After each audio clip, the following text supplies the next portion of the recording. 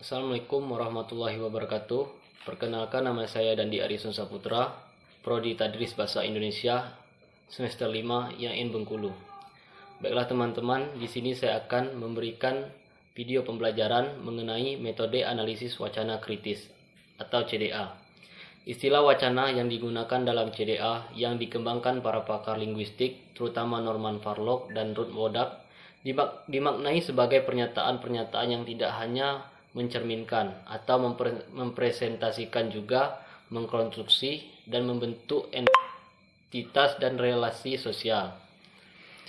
Pemahaman dalam wacana CDA merupakan suatu analisis yang melihat atau mencermati hal-hal yang meretas batas yang tidak dikaji dalam analisis wacana biasa.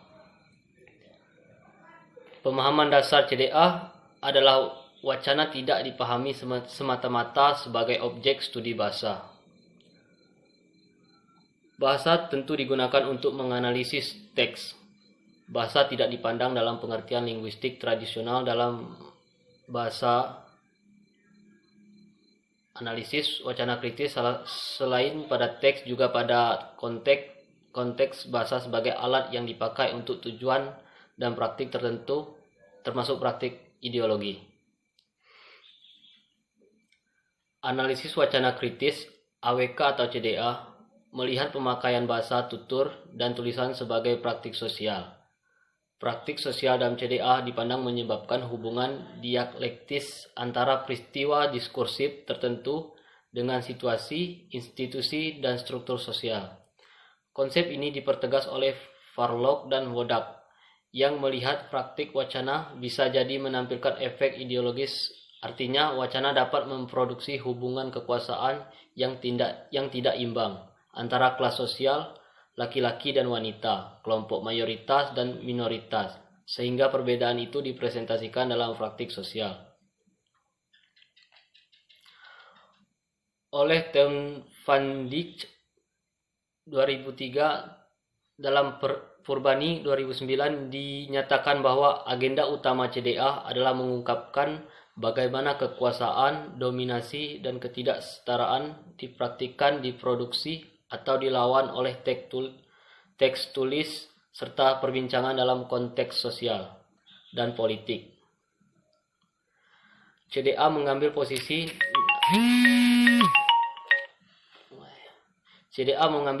nonkonformis atau melawan arus dominasi dalam kerangka besar untuk melawan keadilan sosial.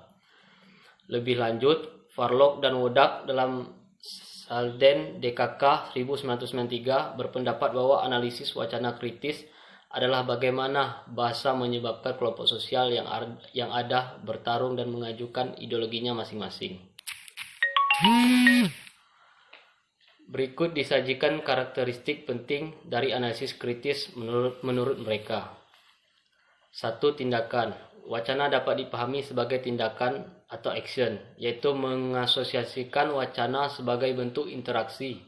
Seseorang berbicara, menulis, menggunakan bahasa untuk berinteraksi dan berhubungan dengan orang lain. Wacana prinsip ini dipandang sebagai sesuatu yang bertujuan apakah untuk mendebat, mempengaruhi, membujuk, menyanggah, bereaksi, dan sebagainya. Selain itu, wacana dipahami sebagai sesuatu yang diekspresikan secara sadar, terkontrol, bukan sesuatu di luar kendali atau diekspresikan secara sadar. 2. Konteks analisis wacana kritis mempertimbangkan konteks dari wacana seperti latar, situasi, peristiwa, dan kondisi.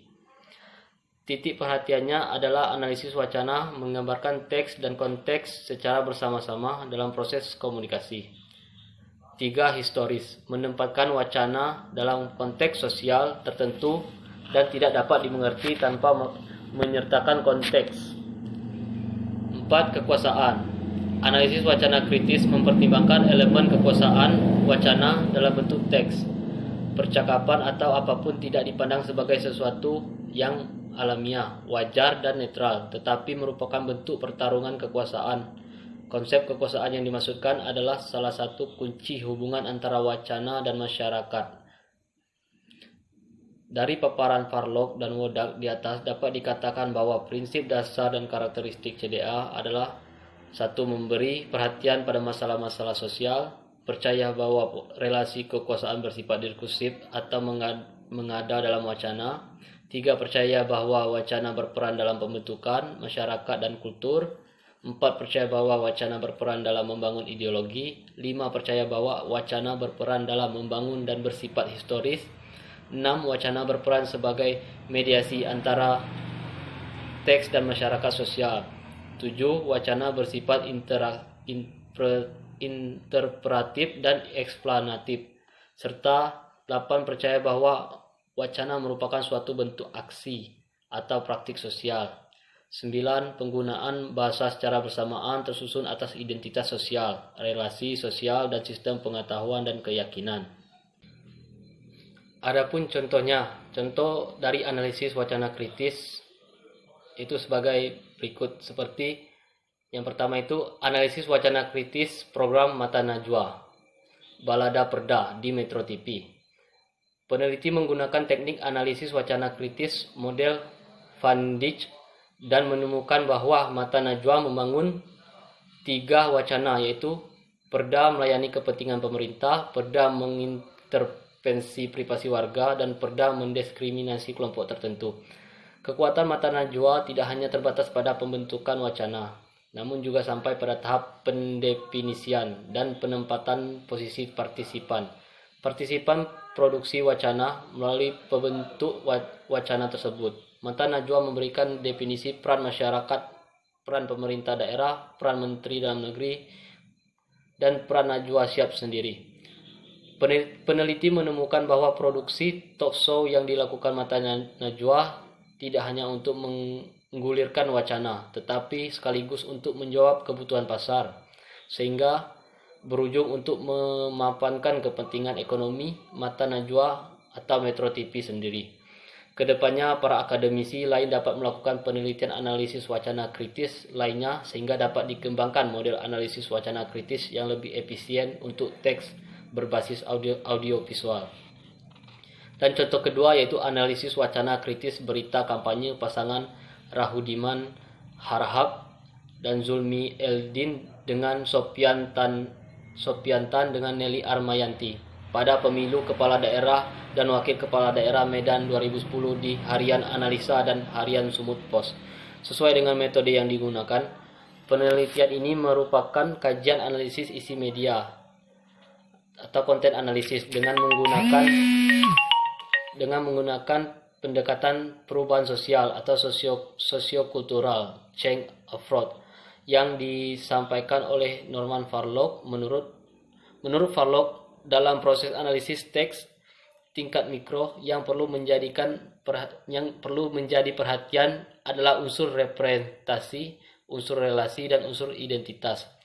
Penelitian ini dilakukan terhadap berita kampanye pasangan Rahudman Eldin dan Sopian Tan Nelly Aryanti Lubis di Harian Analisa dan Harian Sumut Pos. Kesimpulan dari metode analisis wacana ini yaitu dengan demikian CDA bersifat inter atau multidisipliner yang merupakan persentuhan linguistik dan susastra dengan ilmu-ilmu sosial, politik, dan budaya. Semua karakteristik penting dari analisis wacana kritis tentunya membutuhkan pola pendekatan analisis. Hal ini diperlukan untuk memberi penjelasan bagaimana wacana dikembangkan maupun mempengaruhi halayak. Terima kasih.